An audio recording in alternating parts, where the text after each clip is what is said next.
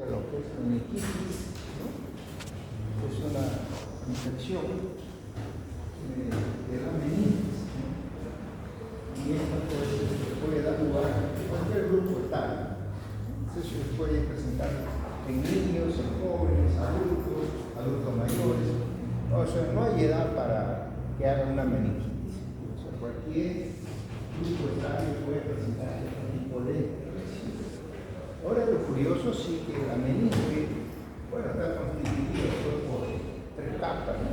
Principalmente una que está pegada al hueso, que es la piamal, otra que está pegada pues al encéfalo, que es la piamal, y la otra que es la aracnoide, ¿no? La parte central, y ahí es donde circula el encefalorraquídeo, donde están todos los vasos sanguíneos, y entonces es esta capa es donde la aracnoide, donde se producen estos procesos inflamatorios.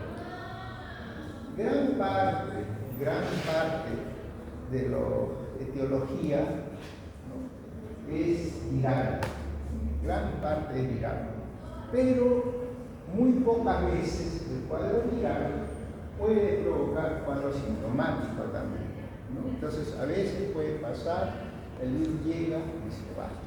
A veces el niño puede debutar con cefalea, a veces con fiebre y se va.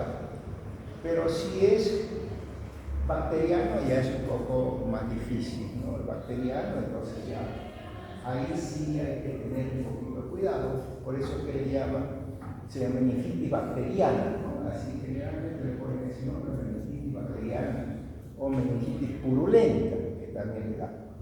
Y dentro de las bacterias, múltiples bacterias que pueden generar, no tan solo bacterias, ¿no? Pueden generar hongos también, que pueden generar procesos infecciosos, también pueden generar esto, por ejemplo, medicamentos, pueden generar también una serie de etiologías, ¿no? Que pueden producir este cuadro meningio.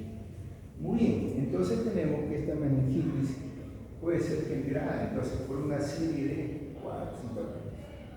Entonces, es una inflamación aguda que afecta a la economía, particularmente en el caso de la aracnoide, secundaria a la presencia de bacterias en el líquido cefalorraquídeo. A veces algunos le llaman meningitis aguda, meningitis piojo o meningitis purulenta.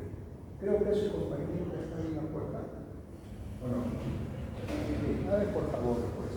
Entonces, esto es muy bien. Entonces, siempre ocurre esto, también que esto puede ocurrir en cualquier grupo etario. No hay un grupo etario definido para esta lesión. Miren ustedes los factores etiológicos, también pueden dar cualquiera de estos, puede dar este tipo de lesión. Entonces, y no tan solo, como le digo, el virus, sino bacterias también, o radiaciones, hasta inclusive la terapia también puede dar, parásitos también pueden provocar cierto tipo, o sea, estos tipos de lesiones. La etiología es variable. Lo curioso, como digo, es que la viral, por eso que no se diagnostica mucho o no se habla mucho de una meningitis viral, porque esto pues no es un cuadro sintomático tan severo como lo que es la bacteria. Igual también con los virus, se considera también es lo que hemos visto, ¿no? Para que ustedes vean cuáles son los factores etiológicos o los causales de esta lesión. Bien, cuando alguien te presenta esta lesión, a veces lo más característico, por eso es que le hablé en un inicio, que cuando es una de tipo viral, los niños se quejan de fiebre, de dolor de cabeza, ¿no? Y generalmente por eso van a hacer fiebre, dolor de cabeza, irritación, a veces rigidez de nuca. Es un cuadro característico que van a presentar esto, ¿no? Entonces, siempre se van a quejar de fiebre, porque es infecciosa, va a tener fiebre. También tiene cefalea, también, y la rigidez de nuca. La rigidez nunca lo viene a hacer, sino como la meninge está inflamada, entonces cualquier movimiento que puedan realizar, eso pues le despierta un dolor bastante exquisito, ¿no? Por ejemplo, al girar la cabeza y se la pone que el mentón choca con el arco external, ¿no? Entonces al girar este movimiento se despierta un dolor, esa es la reacción meningia que ocurre. Pero además de la fiebre, la CPD y la rigidez nuclear, también hay otra sintomatología llamativa. Estos niños, cuando se presentan este tipo de lesión, a veces tienen, cuando le ponen una luz fuerte o cuando están en un salón o una sala muy iluminada, comienza a presentar, ¿no? Entonces, una molestia, que eso lo pone irritativo a estos pacientes, lo irrita. Entonces, esto es una fotofobia, lo que decimos. Otras veces también a los móviles. Entonces están aquí, cada rato pasan autos, ruidos. Eso también comienza a presentar, una fotofobia. Y comienza a presentar también náuseas y llega a terminar. Entonces son característicos estos cuadros, lo más sintomático y lo que con mayor se ve. Por eso que muchas veces cuando estos niños son hospitalizados, a veces estos son hospitalizados en unas salas pues un poco alejadas, con mínima luz para evitar todo este tipo de reacción irritativa que le produce al paciente. Entonces, y con eso, bueno, y además de esto, dar el tratamiento adecuado. ¿Qué es lo que se encuentra en estos niños? ¿No? Esto es cuando alguna de ellos no ha sido posible curarlos si padecen o fallecen, ¿no? Entonces, ¿qué es lo que se va a encontrar? Lo primero que vamos a encontrar es una congestión, ¿no? Una congestión vascular, ¿no? Que la meninge es una congestión vascular, como se ve, con zona de hemorragia, ¿no? Lo primero que vamos a encontrar. Otra cosa también, miren ustedes las circunvoluciones, está un poquito hinchadita, ¿no? Entonces, también eso nos lleva a pensar que aquí hay un edema, una confección de las circunvoluciones, entonces un edema cerebral. Y por otro lado, también vemos otra cosa curiosa, que la cubierta del encéfalo, que debe ser transparente, se debe opacificar y con unas manchas que ustedes ven que son medio color amarillento o color cremoso. Entonces recuerden que todo eso está ocupado por material turbulento. Entonces es característico esta lesión. Igual también entonces nosotros tenemos una congestión, edema y todas estas manchas que van a ver que corresponden al material turbulento. Por eso es que se le describe como un encefalotumefacto, porque está edematoso, congestión vascular, con cantidad variable de exudado turbulento, ¿no? Con cantidad variable de exudado turbulento, sobre todo en las circunvoluciones, en las hendiduras, ahí es donde más se acumula todavía este material turbulento, ¿no? Vamos a ver. Muy bien. Desde el punto de vista histológico, entonces lo vemos, miren ustedes acá, todos hacia arriba, es el encéfalo, y hacia abajo es donde está la meninge, y ahí es donde vamos a encontrar, entonces ya toda una capa, todos esos puntitos son un exudado leucocitario. Y esto está cubriendo todo el encéfalo, porque es así. O sea, todo este material de exudado leucocitario cubre toda la superficie del encéfalo, ¿no? Y esto se ve muchas veces. Entonces se observa un exudado purulento que cubre la corteza cerebral. Emana todos los surcos, la base del cerebro y medula. Además, presenta edema cerebral, ¿no? Concentrado por el morfo que a la meninge y dilatación como capilar. Entonces miren ustedes acá, que había dicho, justo hasta la parte cubierta encefálica que está todo con un exudado purulento. Luego acá se ve a mayor aumento y todos estos espacios claritos, eso significa edema, o sea, la tumefacción o edema del encéfalo. O sea, el encéfalo, el parénquima encefálico está edematoso. Ahí es donde se manifiesta, por eso que se ve todas esas áreas blanquecinas ortonefálicas. Aquí estas son las líneas que pueden mostrar algunas veces una reacción real, pero sin manifestar. Sino que acá entonces, y lo que vemos aquí, bueno, ya tenemos parte del edema con algunas estructuras que quedan en la superficie del encéfalo. Entonces tenemos igual, miren, esta es la hendidura encefálica, ¿no? Entonces donde también vemos gran cantidad, y aquí donde se hace mucho más manifiesto, donde los vasos están muchas veces congestivos, borrágicos, algunas veces se puede encontrar un vaso trombosado, y la pared, ¿no?, encefálica edematosa. Esto es muy bonita esta foto ahí, donde ustedes pueden ver la zona, una zona más rosadita y otra zona periférica un poco más pálida.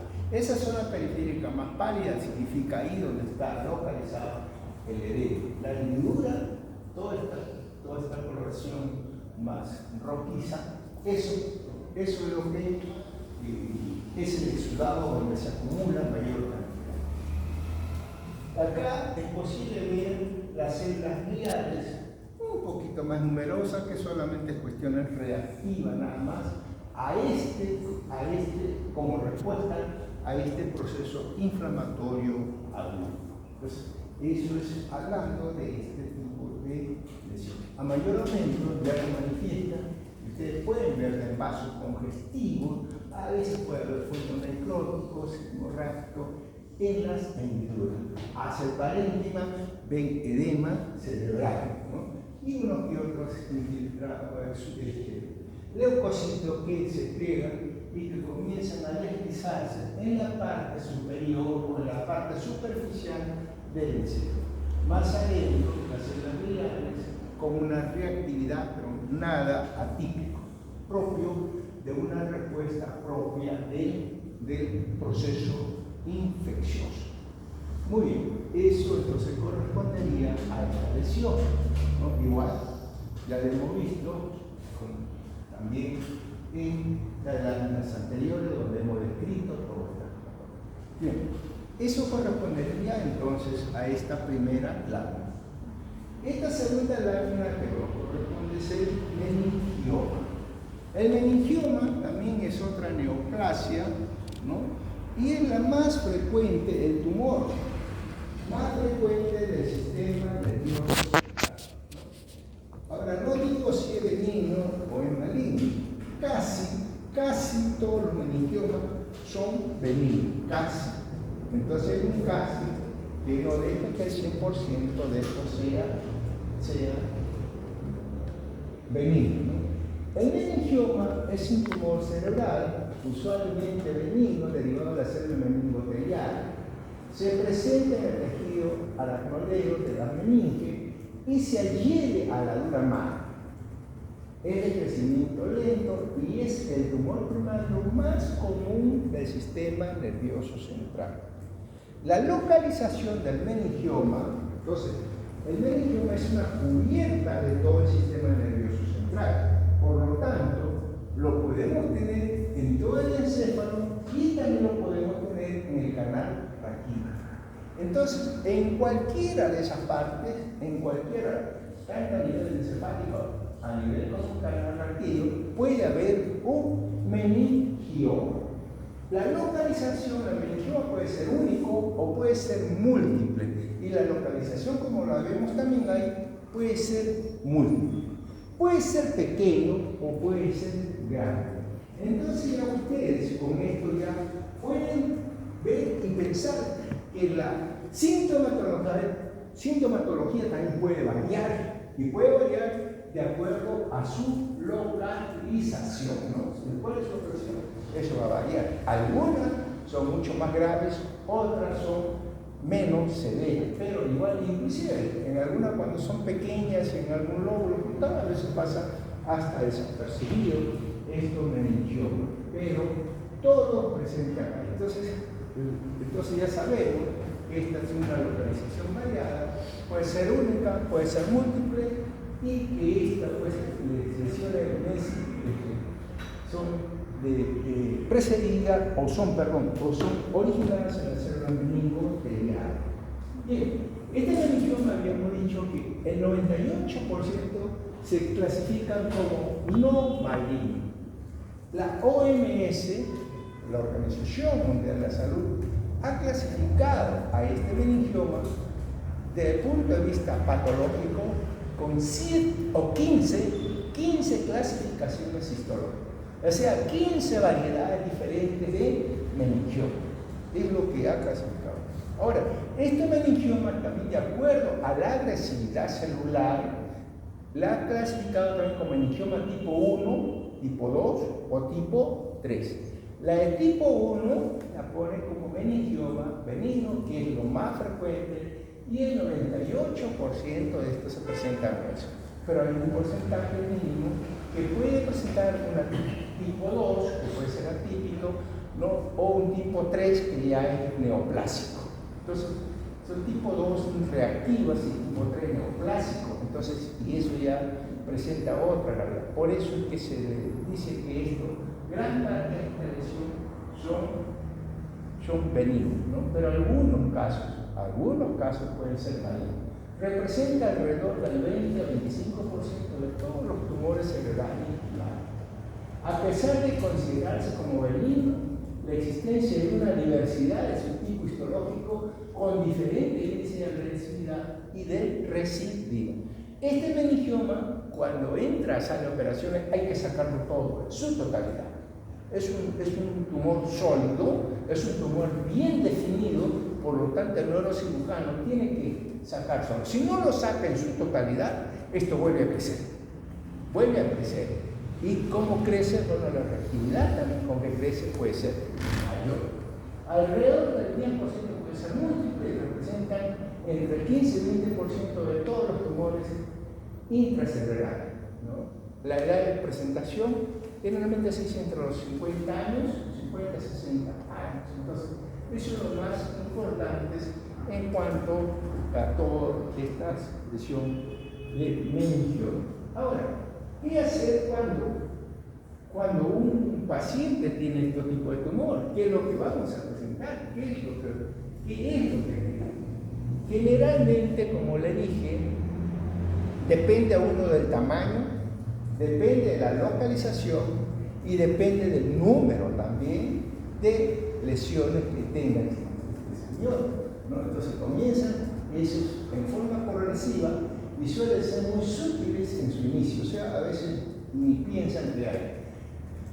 Según en qué parte del cerebro o rara vez en la columna cerebral se encuentra el tumor, la sintomatología puede... Una cosa, esta sintomatología, sea localización en un lado, en otro lado, en otro lado, siempre va una sintomatología que no se debe olvidar nunca, que siempre va a presentar la cefalea. Siempre, ¿no? Entonces el paciente siempre se va a quejar de cefalea. Otra cosa que va a presentar también, de acuerdo a su localización, pero siempre presenta alteraciones neurales o limitación neural, sobre todo limitación cerebral, ¿no? Bien, por eso es que a veces se cambio de la visión, por eso es la cefalea que hemos dicho, pérdida auditiva, pérdida de la memoria, pérdida del olfato. Entonces siempre van a presentar alteraciones que estén relacionadas con los nervios paracraneales. Y otra cosa que también esto muchas veces puede debutar con ¿qué? Con convulsiones, ¿no? Entonces son características, ¿no? dentro de la sintomatología más importante que no se puede olvidar. Entonces toda esta lesión, como ven, tiene dificultad de lenguaje, pérdida de olfato, pérdida de memoria, pérdida auditiva. Entonces todo eso está en relación con una limitación neural, ¿no? Entonces cefalea, limitación neural, y también la otra cosa que puede debutar, como les repito, es con convulsiones, ¿no? Son característicos de la lesión. Ahora, la gravedad varía, ¿verdad? Puede ser, a veces no es igual tener un tumor a nivel troncoencefálico que a nivel frontal. Es completamente diferente, entonces la agresividad de este tumor también depende de la localización. Muy bien. Bien, entonces aquí ustedes lo tienen, ¿no? Entonces, cuando se presentan, ustedes lo tienen ahí, ¿no? Y allá está en fresco y acá ya está fijado hacia abajo. Entonces, ¿y qué cosa se ve? Como un nódulo, según un nódulo blanquecino, bien delimitado, de consistencia firme y elástica. Suele estar adherido a la dura madre. La superficie de corte blanquecino, algunas veces de aspecto homogéneo, y también que puede presentar formas nodulares, como usted la que muestra en estas formaciones de formaciones nodulares que se van a presentar, ¿no? Entonces, son las características macroscópicas descritas, que eso es muy importante. El tamaño varía, por supuesto. Una puede presentarse pequeñas, otras mucho más grandes. Desde el punto de vista histológico, también habíamos mencionado entonces de que esto tiene una clasificación, 15 variedades diferentes desde el punto de vista histológico. Y esta histología varía, ¿no? Varía de acuerdo a su presentación. Puede ser a veces cuerpo samoma, meningitis samomatoso, puede ser que sea vascularizado, meningitis vascularizada, puede ser que sea una mezcolanza de una zona transicional o cualquier tipo de célula, meningioma mixto, o sea, la variedad depende de sus características histológicas. Siendo la más común, ¿no? Y la que se presenta en principio es de tipo 1, y este tipo 1 ustedes pueden ver ahí es una proliferación de células meningoteliales y que algunas veces describe una formación como si fuese espiralada, ¿no? O arremolinada. Eso es característico en esta lesión. Y el estroma, muchas veces es un estroma colagenizado, que se va a ver, y que esto lo vamos a describir de esta manera. Lo más frecuente es el meningotelial. Ese es el meningioma más frecuente. Los meningiomas meningoteliales son los más frecuentes. Y estos están constituidos por nidos de células que forman sincicio, y es común que las células tumorales se agrupan y forman sincicio y se dispongan de una manera arremolinada, como ustedes la pueden ver acá, o aquí más detalladamente en forma arremolinada. En un estroma colagenizado, la neoplasia está poblada por células meningoteliales, una proliferación de células meningoteliales con apariencia epitelioide que tienen núcleos redondos u ovales. El citoplasma es acidófilo y el borde citoplasmático es indistinguible. O sea, eso hace que el citoplasma, ¿no?, sea a veces de un solo color y no se limite, que no tengamos la división de una célula que se distingue otra célula o que se distingue otra célula. Por eso es que se le denomina esto sinciciales. Sinciciales, ¿por qué? Porque no hay una limitación dentro de ese espacio celular. Entonces se ve como un espacio rosado y por eso se le llama meningioma sincicial. ¿Por qué? Porque acá no podemos nosotros, no podemos, miren ustedes ahí, delimitar y dónde está su citoplasma. ¿Dónde está el citoplasma de esta célula que me diga es una meningotelial? No, por eso es que se llaman, todas son como si fuesen con un fondo medio acidófilo, es el citoplasma, y entonces eso le da un aspecto a veces colagenizado, ¿no?, o sincicial, que es lo que se le denomina en estos casos. Muy bien, acá tenemos otro corte, donde igual ya podemos ver toda la descripción que hemos mencionado, ¿no? Entonces, esas son células sinciciales, ¿no?, con un estroma colagenizado y con estas células que adoptan esa morfología arremolinada, ¿no?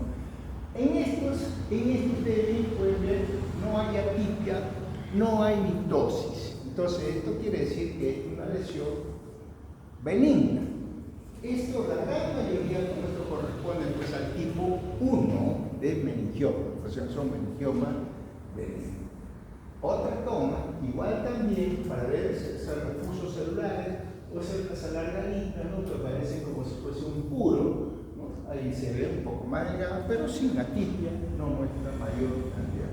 Y estas son células incisionales, un fondo nucleoacidófilo, ¿no? Pero no hay una limitación, como le dije, celular de cada una de estas, por eso se denomina así. Y hacia arriba, cómo se ve esa formación media espiralada o arremolinada, ¿no? Que muestra y característica de esta serie, de este patrón, ¿no? Meningoepelial. Muy bien. Este es un panorámico donde nos muestra ahí ya todas las características de una gran proliferación de células fusocelulares, ¿no? Y con todo lo que hemos descrito aquí. Muy bien.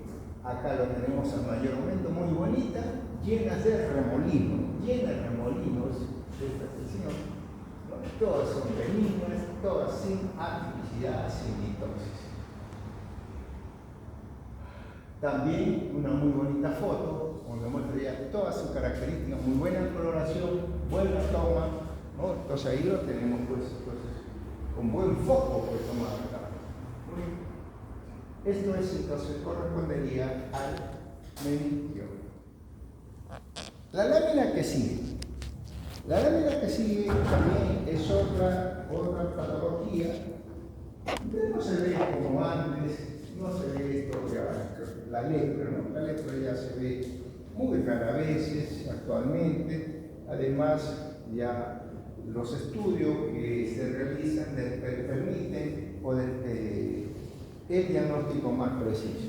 Es una lesión que está bajando bastante en su presentación, ¿no? Pero aún así sigue existiendo. Y esto más lo ven los hospitales, pues, que tienen dentro de sus áreas la infectología, ¿no? Y ahí son derivados generalmente de los pacientes. La lepra, entonces, esta lepra es una enfermedad actualmente conocida como la enfermedad del cáncer. Es una enfermedad infecciosa crónica y esta va producida por el bacilo, ¿no? Mycobacterium leprae. Eso es lo que va a producir. Afecta principalmente los nervios periféricos y la piel, pero también puede afectar otros lugares, a veces la mucosa, a veces los ojos, los huesos, ¿no? Y tiene una serie de complicaciones que esto le va a dar a estos pacientes que sufren algunas deformidades, ¿no? Cuando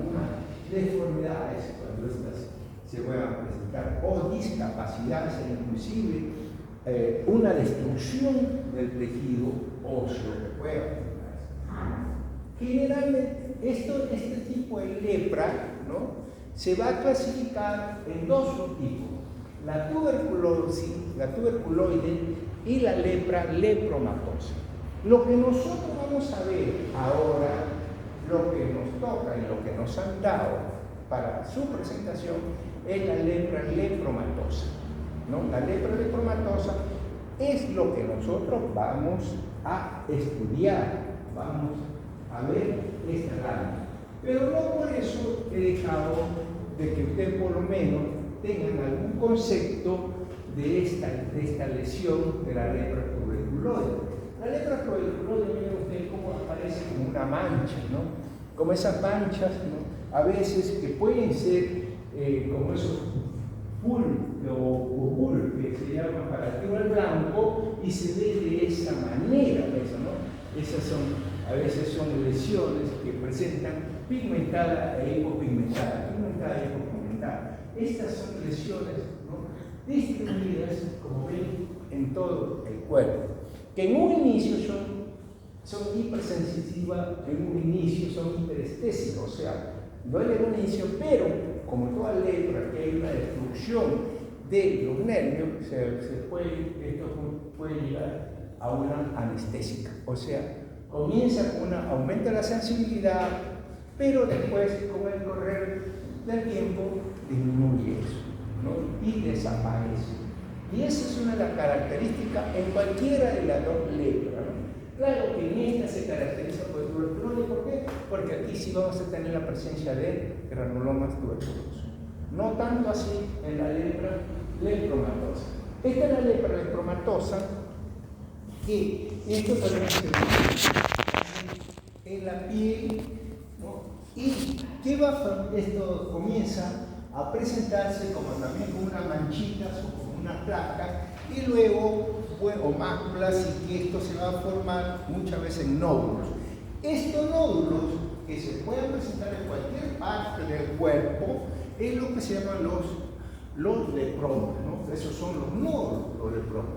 La progresión, este crecimiento de estos lepromas, es lo que va a ocasionar la deformidad de estos pacientes. Como le dije entonces, esta es la lepra leptomatosa, puede aparecer también como una mácula, máculas o placas, ¿no? Y luego se va formando esto, formación nódulos o los lepromas. Estas formaciones nodulares, de acuerdo a su localización, pueden ustedes notar a nivel de la oreja, a nivel del rostro, ¿no? Entonces se va a permitir que haya una serie de deformidades. Estas deformidades pueden ocasionar también una destrucción del tejido osteocartilaginoso, por ejemplo, a nivel nasal, o también a nivel del pabellón auricular. Y también a nivel osteo, si es en las piernas, es en la mano, inclusive hasta pérdidas o amputaciones, ¿no?, propias, provocadas por esta misma lesión.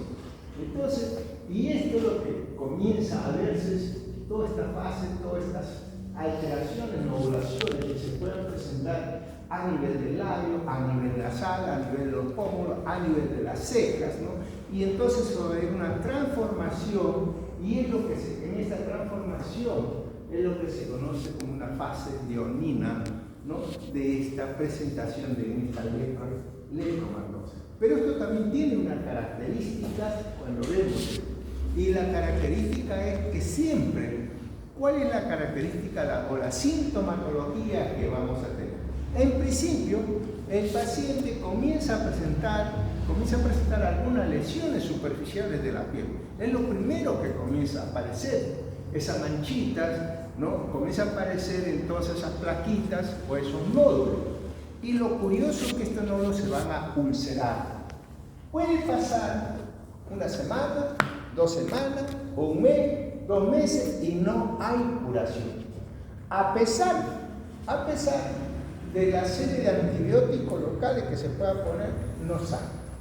Entonces son úlceras, ¿no?, que a pesar corre con el tiempo y no hay curación de estas lesiones ulceradas. Por otro lado, la piel donde aparece esta lesión tiende a ser de otro color diferente, o sea, hay una decoloración que se muestra en la zona de lesión, ¿no? A veces una decoloración que hay en esta piel, entonces presenta una decoloración de esta lesión. Por otro lado, la sensibilidad. Aparece esta lesión y comienza también a disminuir la sensibilidad. Comienza a aparecer la sensibilidad dolorosa, ¿no?, la sensibilidad térmica, o sea, térmico, dolorosa, comienza a desaparecer en esta sensibilidad.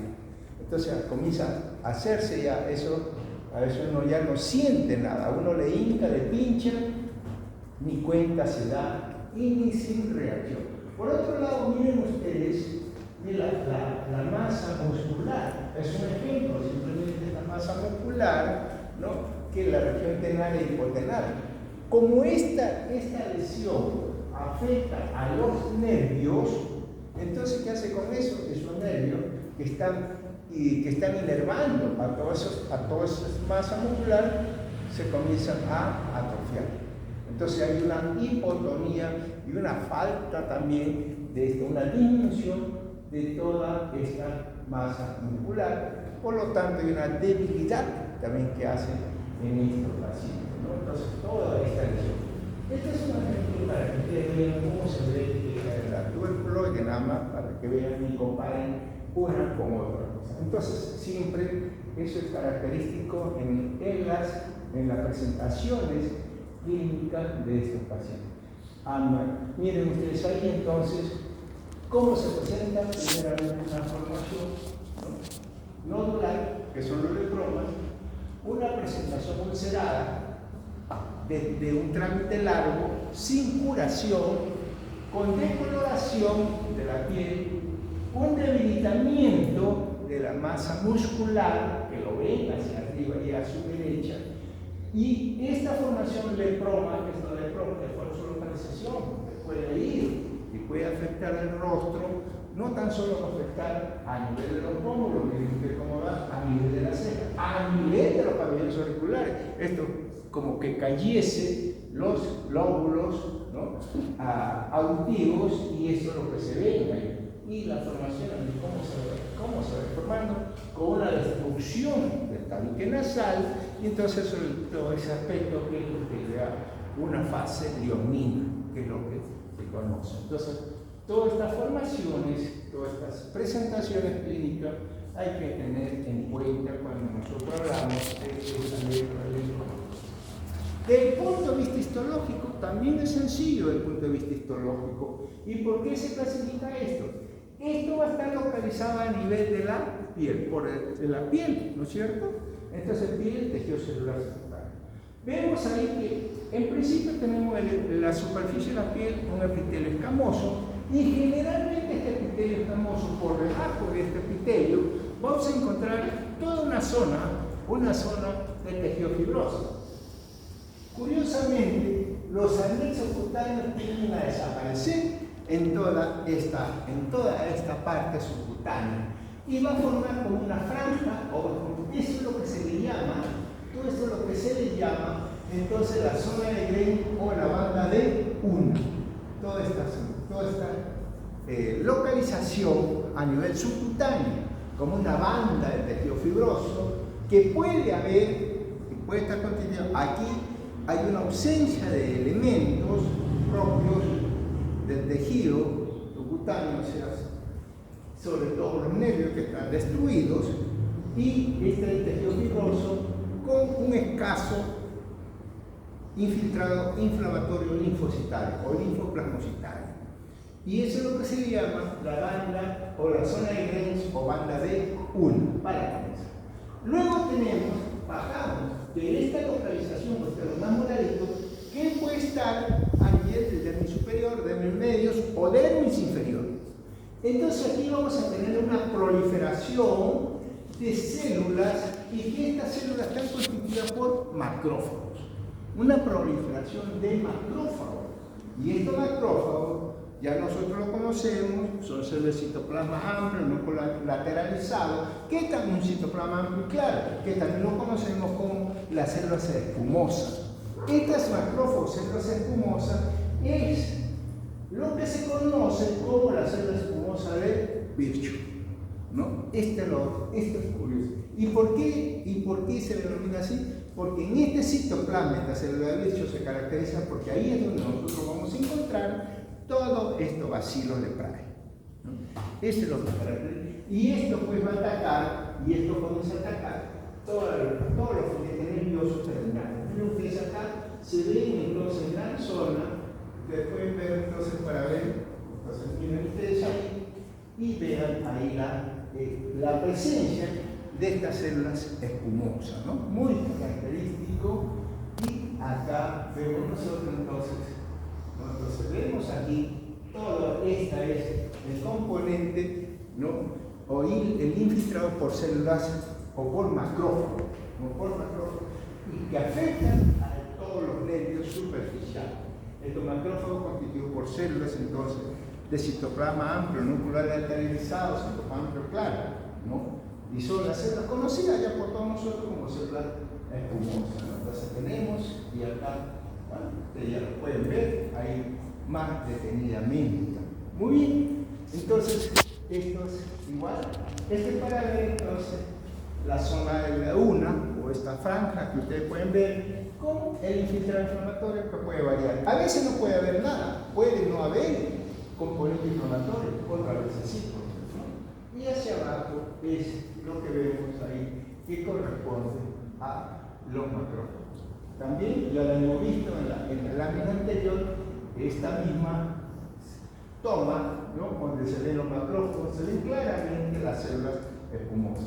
Hacia este lado parece ser como si fuese una banda de un nerviecito. Y lo digo porque por la presencia de estas células que son onduladitas, ¿no? Entonces eso nos da la impresión que si esto podría corresponder pues a esta célula. Muy bien, tenemos entonces acá, tenemos igual, ¿no? Hacia la parte derecha, toda esa zona clara donde están estas células espumosas y un poco más coloreadas, entonces el citoplasma también, pero todas en realidad, todas son estas células de disco. ¿Y por qué se caracteriza eso? Porque ya le dije aquí, muy bonita se ve, entonces también, miren ustedes acá, esa presentación que tiene esta célula, muy bonita ahí, entonces claramente son macrófagos, ¿no? Donde se ven todas esas células espumosas, ¿no? Y esto es la célula de vidrio. ¿Y por qué? Porque en el citoplasma es lo que se va a encontrar, pues, esta célula. ¿Y con qué coloración?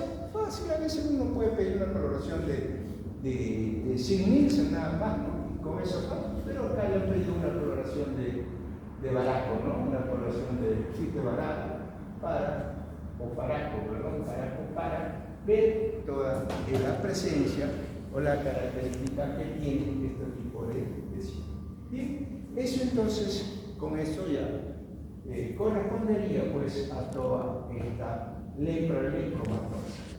Bien, un panorámico ya lo hemos visto anteriormente, también lo hemos descrito, ¿no? En este panorámico muy bonito, donde muestra la lesión en toda su extensión y también la lesión por debajo de la piel, igual, ¿no? También en la zona más clara son las zonas donde hay mayor densidad de componente de células de macrófagos, entonces al menos entonces se ve un citoplasma mucho más claro y más fácil de ver, ¿no? Que en esto también corresponde a macrófagos, pero aquí ya están más sobrepoblados y por eso es que adoptan o toman esa coloración. Bueno, ahí lo tenemos, muy bonito, también para la presencia y sobre todo esta parte, ¿no?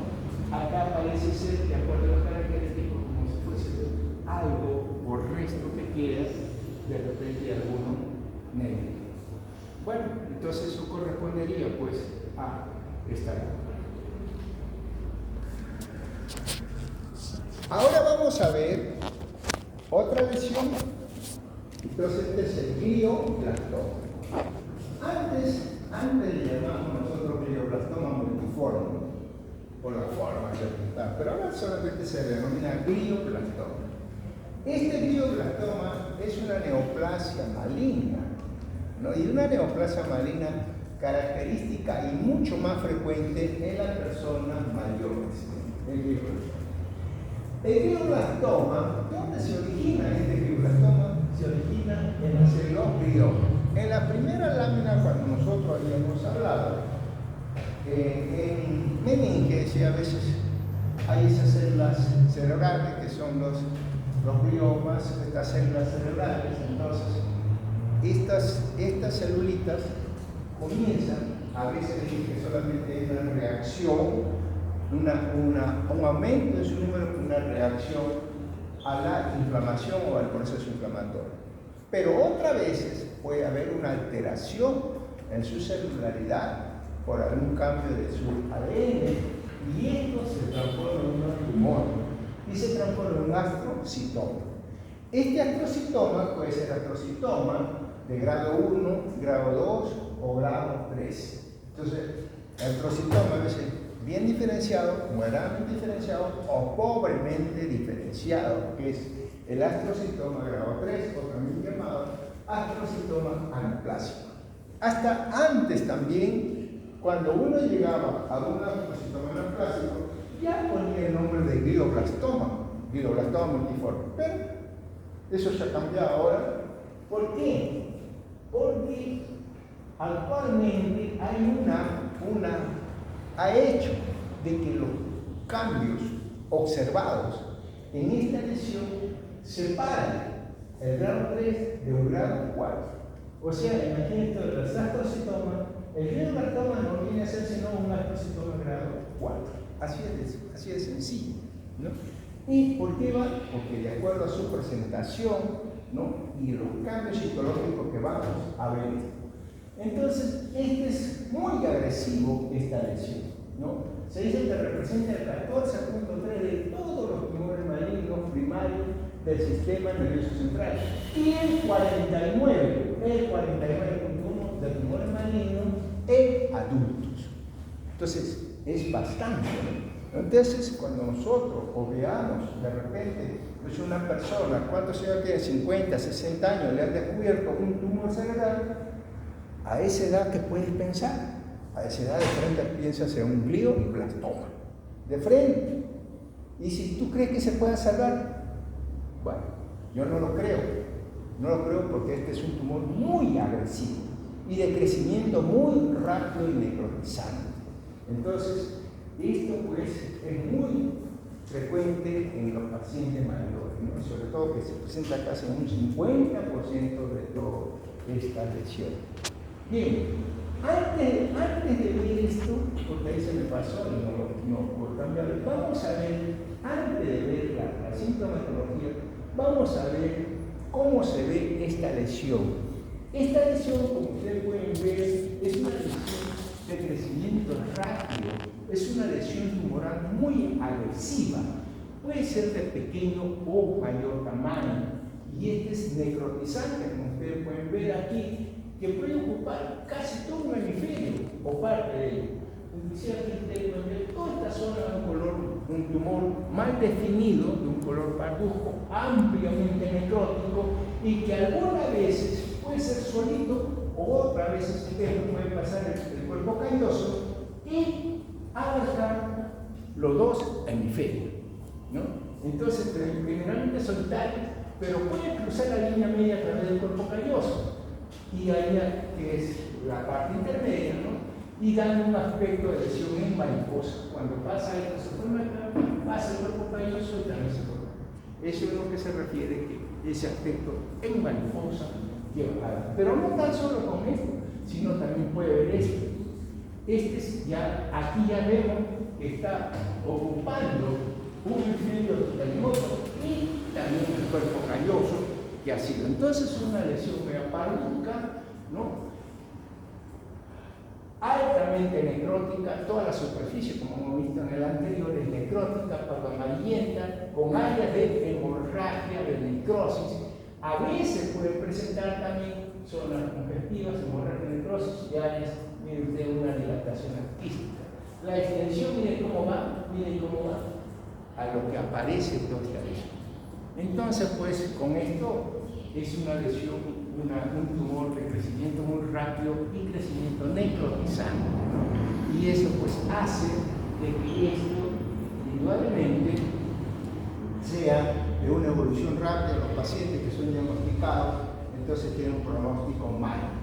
A pesar del tratamiento, a pesar de la intención que se puede hacer por una cirugía, ¿no? Pero el tratamiento es malo. Ahora, con todo esto, ahora sí podemos ver y podemos imaginarnos ahora qué cosa es lo que puede presentar, ¿no?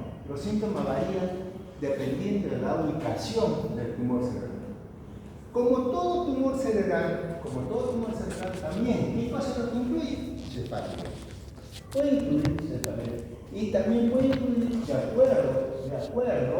acuerdo a la afectación que tenga, también dificultad para hablar, cambia la capacidad de pensar, aprender, visión borrosa, cambio de estado de ánimo, pérdida de apetito y la cefalea que no deja, y también náuseas y vómitos. O sea, como ven, siempre estos tumores cerebrales siempre nos va a dar una sintomatología que está en relación con los nervios craneanos. Siempre, ¿no? Entonces también, de acuerdo a su localización, bueno, puede ir también, pues, pueden debutar de repente un paciente también con convulsiones, con cefalea, que es lo muy marcado, ¿no?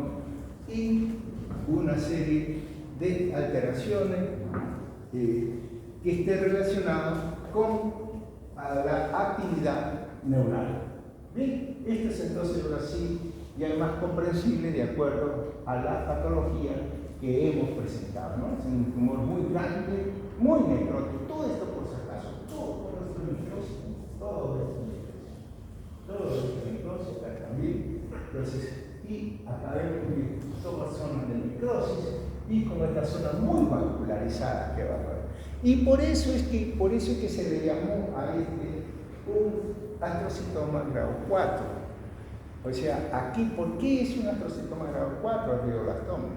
Porque aquí los cambios que vamos a ver, entonces están en relación a la hipercelularidad, están en relación a la necrosis y a la vascularización. Eso es característico en esta lesión. Bien, y la característica que nosotros tenemos desde el punto de vista histológico, entonces vamos a ver, entonces, una lesión bastante amplia, muchas zonas hemorrágicas, con área de necrosis y mucho vasito, y todos estos puntitos negros son la celularidad que muestra esta lesión. Bien, sigamos ahí con la otra toma. Igual, miren ustedes ahí, entonces a mayor aumento podemos ver entonces todos estos cambios que se pueden dar en esta lesión. Entonces, por eso de repente podemos ver la gran vascularización, zona de necrosis, toda esta zona de necrosis y vascularización, característico que podemos ver. Por otro lado, la atipia nuclear, el pleomorfismo nuclear que se puede ver. Y la otra curiosidad también que tenemos que ver es, acá miren ustedes, ese componente de esta pleomorfismo nuclear y la necrosis que presenta. Y una cosa curiosa, ¿no? Que este tumor, en la zona de necrosis comienza a ponerse en forma radiada, ¿no? En forma radiada, recubriendo toda esta necrosis. Es lo que se denomina una necrosis empalizada. Y esto es lo característico de esta lesión. Y ahora sí se lo vamos a describir en forma ya mucho más fácil. Y ahí lo tienen en resumido. Microscopía que voy a ver, hipercelularidad, ya lo hemos visto, y arriba también lo ven. Acá ven gran hipercelularidad con pleomorfismo nuclear. Miren ustedes, a ustedes ven. Y acá, una célula se parece a la otra, no. Todas son pleomórficas, un pleomorfismo nuclear. Bastante mitosis, actividad mitótica, proliferación microvascular, muy vascularizada. Y una zona de necrosis que está rodeada por un borde denso celular denominada necrosis empalizada, como se muestra en la parte de abajo, necrosis empalizada. Estas son entonces las características histológicas, ¿no? Bastante fácil, ya lo hemos visto, y aquí resumido. Hipercelularidad, pleomorfismo nuclear, actividad mitótica, proliferación vascular, necrosis empalizada. Punto. Listo. Entonces, estas son los que nosotros nunca hemos olvidado. Aquí en detalle ya lo hemos visto también esto, pero para ver la vascularización, para ver la necrosis, para ver el pleomorfismo nuclear, ¿no? Entonces, eso ya es malo. Y por eso es que esto es un astrocitoma grado 4. ¿Por qué? Por la gran celularidad, la atipia y la necrosis empalizada, ¿no? Miren ahí qué es lo que vemos ahí, las células, el pleomorfismo nuclear, que nos muestra grandes células muy grandes, muy monstruosas esas células, y pleomórficas, ¿no? Ni una se compara o es igual o similar siquiera a la otra. Este es un panorámico donde nos muestra pues, ya en su gran amplitud la tumoración, todo lo moradito de la celularidad que presenta esta lesión y todo esto rojo, todas estas lesiones que hay acá, esta parte es la necrosis. Algunos vasos muy convertidos son necrosis y zona de celularidad, ¿no? Algunas zonas que son encerradas, lo que corresponde arriba también, lo que corresponde a la necrosis empalizada, que están rodeando. Acá creo que se ve también, a ver cómo se ve aquí, así aquí también, ¿no? Como se pone media radiada, y eso es una imagen que podría darnos en otro tipo de lesión. Bien, esta es otra zona ya bastante vascularizada con la disposición o tumoral que tiene, ¿no? La célula, gran celularidad, ¿no? Como aquí bien. Muy bien, igual también donde vemos este tipo de lesión. Bien, esto entonces correspondería pues a esta parte del glioblastoma, ¿no? La lámina que sigue corresponde al neurofibroma. El neurofibroma es otra lesión también del sistema nervioso central. Este neurofibroma es un tumor benigno de la vaina de los nervios periféricos. Ese es el neurofibroma, tumor benigno de la vaina del nervio periférico, y esto se va entonces nosotros a tener que esto se presenta en la célula de Schwab. Esto ocurre en ambos sexos y generalmente se dice que esta lesión puede estar, ¿no?, fuertemente asociada a los neurofibromas tipo 1. Entonces, como ustedes saben, hay neurofibroma tipo 1 y el neurofibroma tipo 2. El tipo 1 es la enfermedad de Burkitt de Hausen y es el que ataca a los nervios periféricos. Y el neurofibroma tipo 2 o tipo central es el que ataca a los pares craneanos, principalmente el octavo par o el acústico, es donde son más tomados, ¿no? Entonces son más frecuentemente, lo vamos a ver en esta lesión, ahí, en esta localización. Bien, desde el punto de vista clínico, a veces el patrón clínico característico está presente en la gran mayoría de los adultos, y esto muchas veces consiste de una mancha café con leche. Antes esto puede darle pues a niños o puede dar en personas mayores también este tipo de lesiones, ¿no? Y eso se va a caracterizar porque van a presentar una mancha café con leche. Tenemos las variedades en presentación, ¿no?, cómo es que se presentan este tipo de lesiones y asociadas alguna vez a algún trastorno que puedan ver en este tipo de lesiones. Entonces son patrón clínico característico presente en la mayoría de los adultos, consiste en la mancha café con leche. Efélides, ¿no?, o sea, esos tipos de pecas o tumores axilares e inguinales, los neurofibromas periféricos y los nódulos de Lynch. Nódulos de Lynch vamos a encontrarlo a nivel de iris, ¿no? Entonces tenemos ahí toda esta lesión. No hay que olvidar que bueno, a ustedes no les piden, pero desde el punto de vista etiológico del neurofibroma tipo 1, vamos a encontrar la mutación del cromosoma 17 y el neurofibroma tipo 2 es una mutación del cromosoma 22, generalmente desde el punto de vista clínico. Entonces tenemos ahí, cómo clínicamente se presenta con la aparición de la mancha café con leche, y cosa curiosa, cuando nosotros o el médico o el neurólogo hace esta clasificación, tiene que ver hasta los números, el número de manchas café con leche, mínimo de números que tiene que haber para poder considerarla como un neurofibroma. Tenemos ahí entonces manchas café con leche, un mínimo a veces de 2 o de 6 manchas de esto. Estos son los neurofibromas únicos, a veces pueden ser 1, pueden ser 2, pueden ser 10 o pueden ser múltiples, como se ve en la microfotografía, ¿no?, que se muestra, ¿no?, una mancha con leche. Y los nódulos de Lynch, en el Lynch, ¿no?, el nódulo de Lynch también que vemos son característicos de estas lesiones, y esto nos sirve para clasificar, sobre todo al neurólogo, para ver los criterios clínicos, ¿no? 6 o más manchas café con leche, ¿no?, mayores de 5 milímetros de diámetro en prepuberes y de 15 milímetros en pacientes. 2 o más neurofibromas o un plexiforme. Mancha café con leche, uniforme en la axila, en el cuello, etcétera, queloma múltiplo, o 2 o más nódulos de Lynch, ¿no?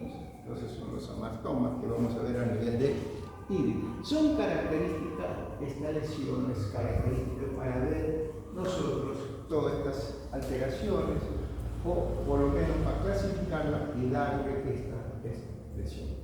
¿Y qué cosa es lo que encontramos? Siempre ustedes van a ver, entonces, hacia arriba tengo la manito, en esa manito tengo una una formación nodular.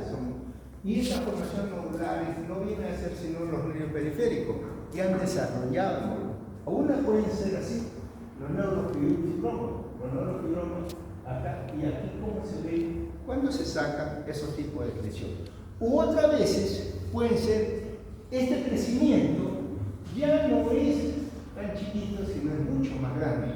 Y esto ya está en el tejido subcutáneo. Ahí vamos a encontrar donde va a entrar estos nervios, encuentran ya entonces estas formaciones, ¿no? Unos nervios mucho más grandes, unos nervios a veces de aspecto cilíndrico, con un contorsionado, que tenemos aspecto agusanado también a estos tipos de lesiones. Y es lo que encontramos acá, ¿no? Lo que nosotros estamos viendo también ahora en la lámina es un neurofibroma plexiforme, por ejemplo. ¿No? Es un neurofibroma plexiforme, lo que corresponde al ejemplo de todas las láminas del cráneo. Y estos son muy agrandados, forma cilíndrico, tortuoso y caracterizados por a veces por tener una bolsa de lombrices, ¿no? Entonces, eso lo caracteriza en ellos ahí. Es vascularizado, localmente invasivo y contiene fascículos nerviosos muy grandes, son fascículos nerviosos, y todo esto está ocupando pues esta forma distorsionada, no tortuosa, no alucinada que le van ahí, que presentó parece. Entonces vemos ahí esta lesión en el tejido subcutáneo. Desde el punto de vista histológico, ¿qué cosa es lo que vamos a ver? Entonces, mire, cuando nosotros miramos a menor aumento, vemos ahí haces multinodulares,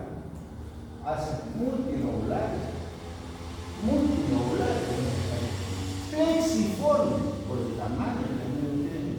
Y miren qué es acá. Lo que veíamos es este medio gusanadito que se veía, ahí también lo vemos. Y todo está constituido ¿por qué? Por células fusiformes, o sea, estas células alargaditas que también es posible ver, ¿no? Todo eso es a menor aumento. A menor aumento tenemos entonces el multinodular, plexiforme o tortuoso, celular fuso celular. Cuando aumentamos el aumento, aquí también, bueno, estas son el crecimiento y que esto va a crecer en el tejido subcutáneo.